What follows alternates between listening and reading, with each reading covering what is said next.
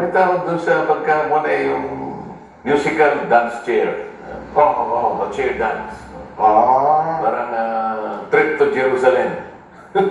Nakita ko. Hindi mo na ginaasahan ng tao pag sinabi mong underperforming secretaries. Opo.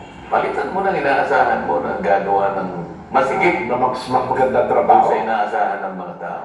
Di ba? May napalta naman daw, Senate, yung DNR, Yulo Loizaga, Ang bagal naman ang sinasabi natin kung ikaw ay nabahala sapagkat ang tao ay nakita nila na teka muna, kailangan gumawa tayo ng aksyon. Para ganun eh. Hindi na kailangan natin mabilis, decisive dapat ang aksyon mo. Hindi yung nagalis ka ng 2, 3, pagkatapos nahinto ulit, pagkatapos tinitingnan mo saan mo. Inalis mo yung isa, tinalabos. Pero kung nakita, 3 ata eh. Opo, mga ilan lang. Pero kasi naman kung nagpunta sa Malaysia ang Pangulo, baka naman kaya hindi na ituloy yung pagkapalit. Sino nga yung nag-evaluate? Sino nga yung nag-assess na si ganito ay underperforming? Opo. Hindi pa karapat dapat malinawan natin, matanong natin, saan siya hindi nag-perform? Gaano hindi niya nagawa? Ano ba yung expectation natin? Hindi yung parang tatanggalin mo lang, parang may masabi yung tao na seryoso ka.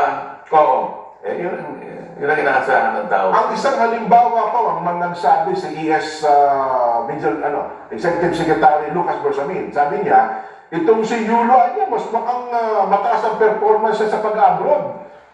Mas madalas daw sa iba yung dagat, kaya pinalitan nila at inalis sa pagiging DNR Secretary. Oo, paano mo naman ikakatwiran doon sa isa? Yung isa naman, ba't mo inalis dito? Ba't mo nilagay doon? Paano mo nalaman na pagkakaalis niya rito, dito naman ay gaganda ang kanyang performance?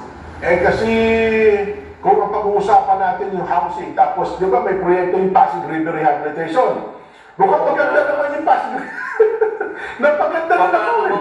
Paano mo nga patutunayan sa akin na pagkakaalis mo dito sa ganitong departamento, doon naman ay makakaasa ko na talagang gagawin niya ang kanyang makakaya para tugunan ang inaasahan ng tao sa kanya. Paano? Wala nang evaluation ng bawat isa eh. Bigla mo na lang pinag-resign eh.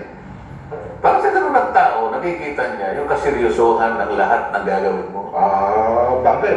Halimbawa, sa Department of Energy, di ba, yung Taing Lutilia, mula sa DOE, hindi nala sa DNR, ang ipinalit ngayon, dating Congresswoman Sharon Jaring, Hindi pinalit yun para mo OIC lang yun. Bakit? Tama kayo, OIC po nakalagay. Bakit ba yung Department of Energy ay napakasimpleng departamento ba nun? Hindi ho po. Naiiwanan mo sa isang OIC lang? Napakalaking trabaho sa Pilipinas. Kaya na, parang nakikita ko, wala namang kahandaan talaga eh. Parang in-announce mo lang na ganito. Inaasahan ng tao, talagang distinguido mo lahat. Ito hindi nakaganap sa tungkulin kasi ganito. Ito naging pamantayan ko. Hindi ka niya nakatupad doon sa inaasahan ko. Papalitan ko ng ganito. Pag gano'n yan. Ang inabangan ng marami, ano bang magiging estado? Kasi wala pang reformation. Ano ba, DOJ? Kasi sintanin mo yung kabuuan kasi ng pamamahala mo sa gobyerno, di ba?